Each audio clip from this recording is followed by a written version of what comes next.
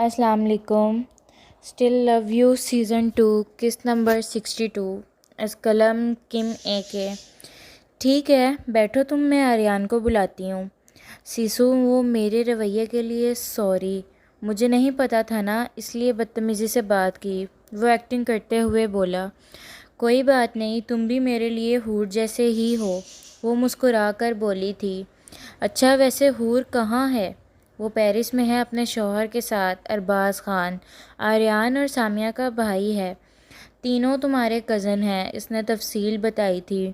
ओ तेरी, ये ब्यूटी तो मेरी अपनी है, वो दिल में कहते हुए खुश हुआ था। तभी आर्यान भी हॉल में आया था। अरे तुम यहाँ? आर्यान मेरे भाई, मैं सॉरी करने आया था। मुझे पता नहीं था आपसे इतना गहरा ताल्लुक़ है, वरना कभी ऐसे बात ना करता। ज़ोया तुम्हें नहीं लगता कि हूर जैसा? लगता ही नहीं, बातें भी वैसे ही करता है, कितना अच्छा है। हाँ हाँ, सभी अच्छे हैं मुझे छोड़कर। वो मुंह में बड़बड़ाई थी। और तुम बताओ असफन, कुछ खाओ पियोगे? नहीं, वो दरअसल क्या मैं यहाँ आपके घर में रुक सकता हूँ? वो इतने सालों बाद आपसे मिला हूँ, सिर्फ माँ के रिश्ते के अलावा मुझे कुछ नसीब ही नहीं हुआ। तो क्या कुछ दिन मैं यहाँ आपके साथ रह सकता हूँ? हाँ ज़रूर, क्यों नहीं, जब तक चाहो तुम यहाँ रह सकते हो, हम एक फैमिली हैं। थैंक यू सो मच भाई। इसका प्लान काम कर गया था। आर्यान, सामिया कहाँ है? वो सो रही है कमरे में, खाना खिलाया था मैंने इसे। तुम कुछ खाओगे इरफान? हम तो यहाँ रात का खाना खा चुके हैं। नहीं ज़ोया, मैं खाना खाकर आया था, मेरी भूख तो इस ब्यूटी को खाकर ही ख़त्म होगी, वो दिल में बोला था। अच्छा तो फिर तुम सीढ़ियों से ऊपर लेफ़्ट साइड रूम में जाकर सो जाओ, सुबह वीकेंड है, फिर ढेर सारी बातें करेंगे। ओके। वो ऊपर चला गया। क्या सोच रही हो जान?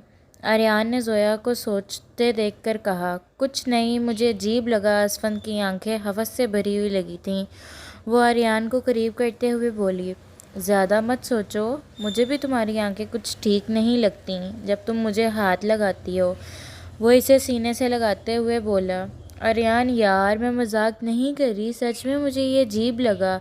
ज़ोया यार, मैं भी मजाक नहीं कर रहा।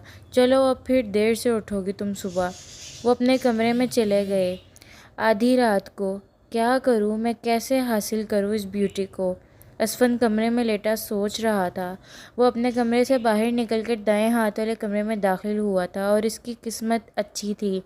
सामिया वहाँ आराम से बिस्तर में घुसी सो रही थी, बिल्कुल छोटी बच्ची सी। मुझसे मेरी सुकून की नींदें छीनकर ये हुस्न की मलका यहाँ सो रही है। वो बेड पर सामिया के पास लेटते हुए बोला। वो पुरसुकून नींद सो रही थी, इस बात से बेखबर कि बहुत जल्द इसकी ज़िंदगी जहन्नुम बनने वाली है।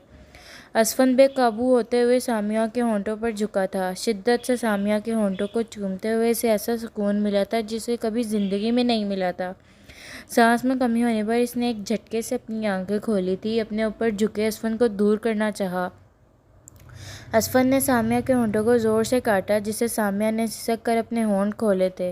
असफन ने अपनी ज़ुबान सामिया के मुंह में दाखिल की थी, इसके मुंह को अच्छी तरह से अपनी ज़ुबान से सिक किया और फिर सामिया की ज़ुबान को सिक करना शुरू किया।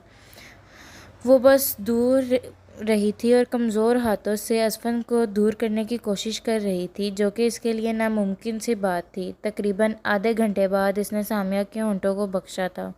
इसकी प्यास कम होने की बजाय मज़ीद बढ़ी थी। आह क्या चीज़ हो तुम यार ब्यूटी! इसके रोने में तेज़ी आई थी। वो अब खुलकर रो रही थी, मगर आवाज़ निकल नहीं रही थी। वैसे ये अच्छा है, मैं कुछ भी कर लूँ, ना तो तुम बोल सकोगी, ना ही रो सकोगी, ना किसी को बता सकोगी, ना मुझे रोक सकोगी। वो अब सिसक रही थी। ऐसा भी ना जालिम कर दिया मैंने जो मेरी ब्यूटी रोए जा रही है? इसने सामिया को अपनी बाहों में जकड़ते हुए कहा। उसने थप्पड़ असफन के मुंह पर लगाया था, ज़ोरदार। इसे खुद भी यकीन नहीं हो रहा था वो ऐसे मार सकती है किसी को।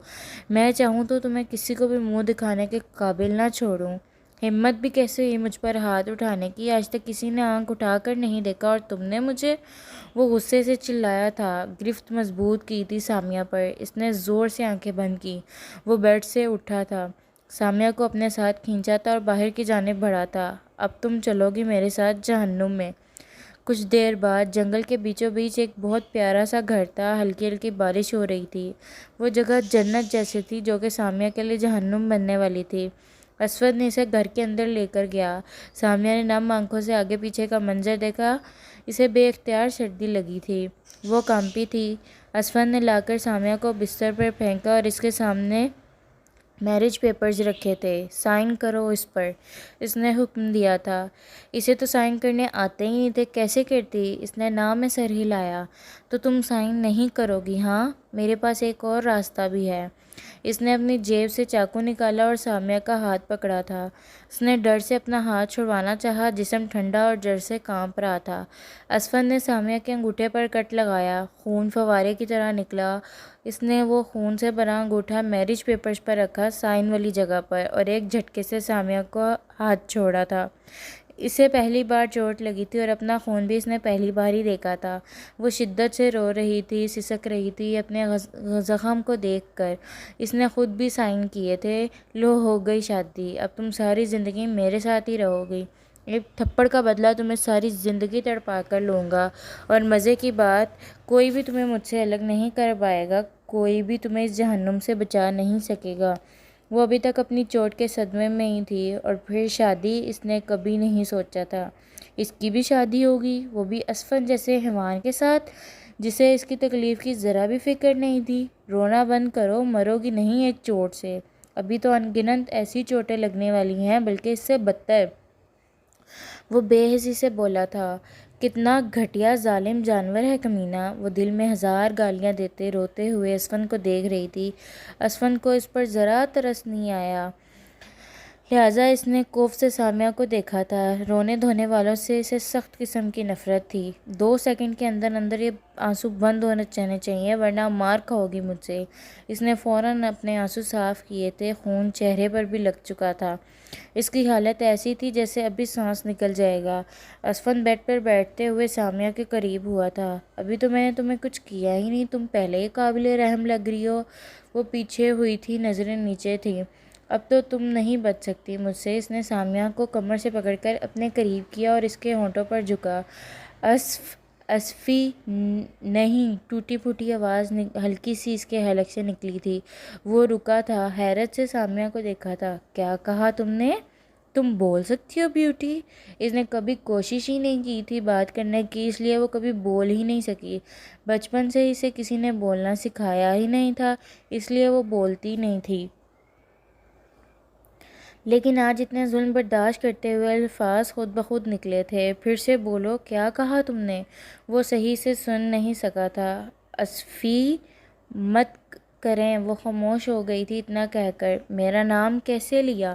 پھر سے کہو۔ اس کا دل پہلی بار اتنا بے چین ہوا تھا۔ سامیہ کا اس کو اسفی کہہ کر بلانا اس کے دل کو ہلا چکا تھا۔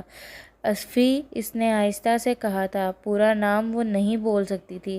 پھر سے اسفی کہا تو جان لے لوں گا تمہاری۔ خبردار، جو تمہاری آواز پھر کبھی میرے کانوں میں پڑی تو گونگی ہی ٹھیک ہو تم۔ وہ بے حسی سے سامیہ کے بازو مروڑتے ہوئے بولا۔ شکریہ۔